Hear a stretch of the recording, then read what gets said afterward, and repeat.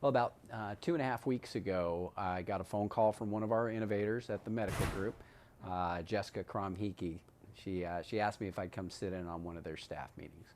And they were talking about some of the problems that they're having with distributed ops. So I go in thinking that they probably want to know how we telework, how we do web meetings, and talk about some of the options that are out there.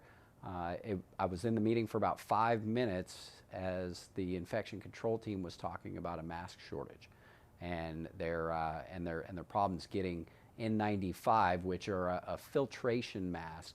They're not just a protective shield. They're a NIOSH standard protective device for people that are working in hot zones, dealing with really nasty infections and stuff. But they're out. The hospital is balance zero on those things. So that instantly piqued my interest, and we started talking about what they need. Colonel Weaver from Bioenvironmental Flight has been leading up the testing and researching options, homemade options even, to be able to provide them with some level of protection, and much better than nothing. And so we started the process. We started talking. We started going through, going through what their problem really was, because problem curation is one of Spark's key responsibilities, helping people understand what's really wrong.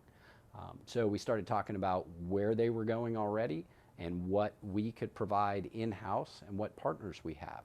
So immediately brought in Max Estrada, our additive manufacturing guru. We call it agile manufacturing here because we're not just 3D printing. We're using all other forms of fabrication to prototype and develop what the airman needs.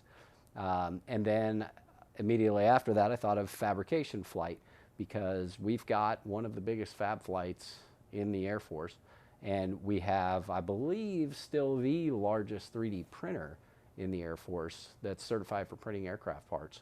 And that's all in our maintenance group's fabrication flights. So brought in the team over there, Jeff Bruns and Zach George, longtime Spark partners, and they immediately went to work. They started prototyping something that they could literally mass produce in a day to provide quick face protection for our med group folks, and this can easily be passed over to our passenger terminal folks.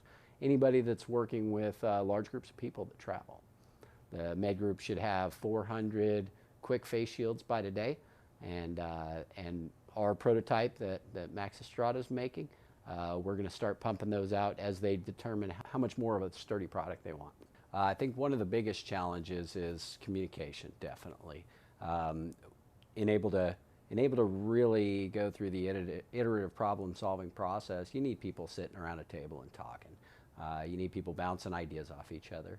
And there are a lot of tools for that. We use different web-based softwares that allow us to do video communication, teleconferencing, phone conferences, but those aren't always readily available to the airmen. But overall, I'd say collaboration is one of the largest challenges we have. I would say it's pretty critical. In the news right now, we're approaching kind of the peak of hospitals being overwhelmed by the virus, and hopefully within the next 2 to 3 weeks, we'll start to hit the backside of that curve, and the hospitals will get some relief. But right now is really when the hospitals need their protective equipment the most. It's amazing. I tell you, I miss flying every day. Love being a KC-10 flight engineer. It's something that I knew I wanted from the day I came in the Air Force. But in 24 years, I have never seen such an innovative culture. I've never seen people willing to just attack an idea and try to find solutions as long as they're safe and don't violate any laws or regulations. Just the culture of people looking to solve problems. But at the end of the day, if you're sitting around and complaining and you're not coming up with ways to make things better, then it's kind of a waste of time, waste of breath. So just to see people fighting to make the Air Force better really makes me feel like this time at Phoenix Spark is my opportunity to leave it a little better than I found it. The partnerships that we make are the most important part of attacking any major problem, whether it's post 9/11 operations or operations during the COVID response. If we don't get together and talk and make partnerships, we're not going to be able to come up with solutions that help everybody. So I want to thank my partners at the Fab Flight for all of their efforts and their quick spin up to help tackle this problem.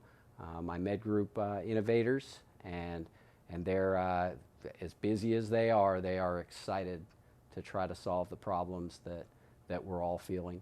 And just around the wing, we've got a couple of hundred airmen, I think over 300 airmen on our innovator distro list from all units across the base. And they love Spark. They love innovation and trying to make the world around them better.